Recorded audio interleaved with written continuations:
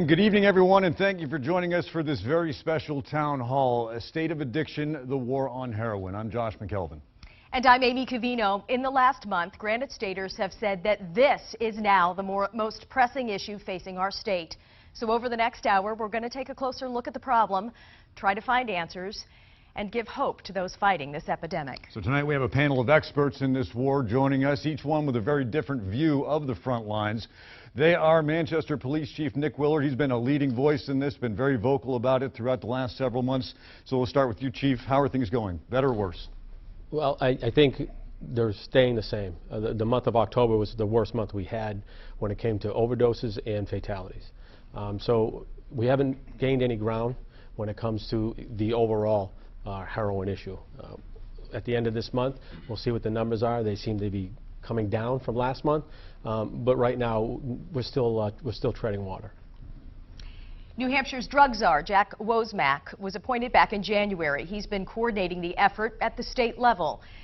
Mr. Wozmak, can you update us on the progress from that view, the 30,000-foot view? Sure. I think we've begun to make a lot of progress. We've begun some discussions with respect to physician practices around opioids. We have put into place some plans that will increase residential treatment by about 30% within the next 4 or 5 months.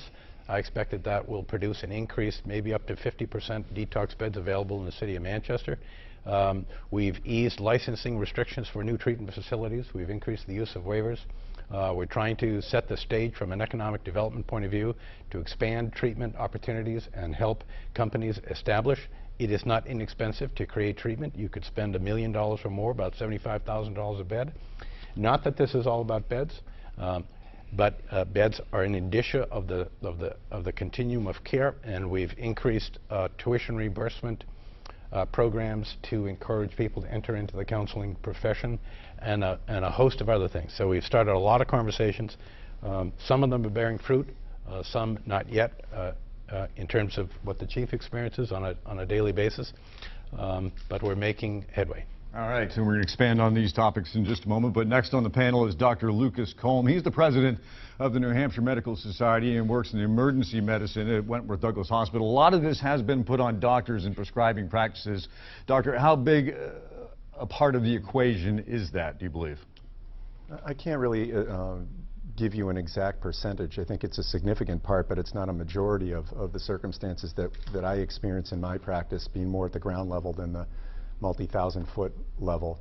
And I do agree that there's a multi-pronged approach that has to be looked at as far as offering resources and talk about what's low-lying fruit versus growing opportunities down the road to offer people services and alternative treatments for addiction. And the prescribing part of it is certainly big, but the other part is addiction in and of itself. How we view addiction, there's no one face of addiction.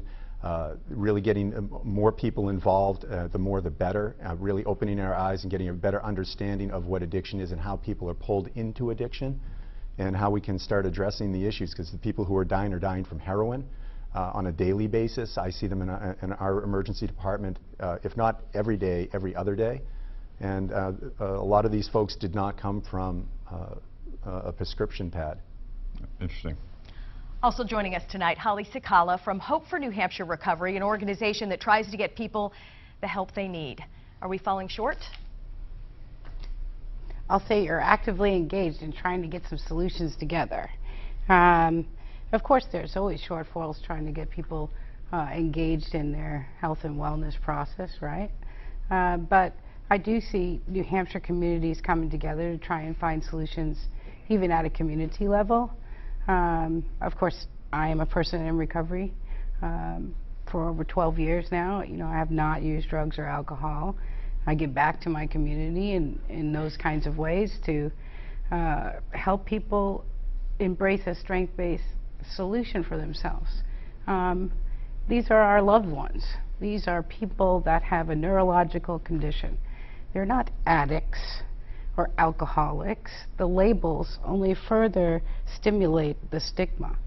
These are medical conditions and they can be resolved.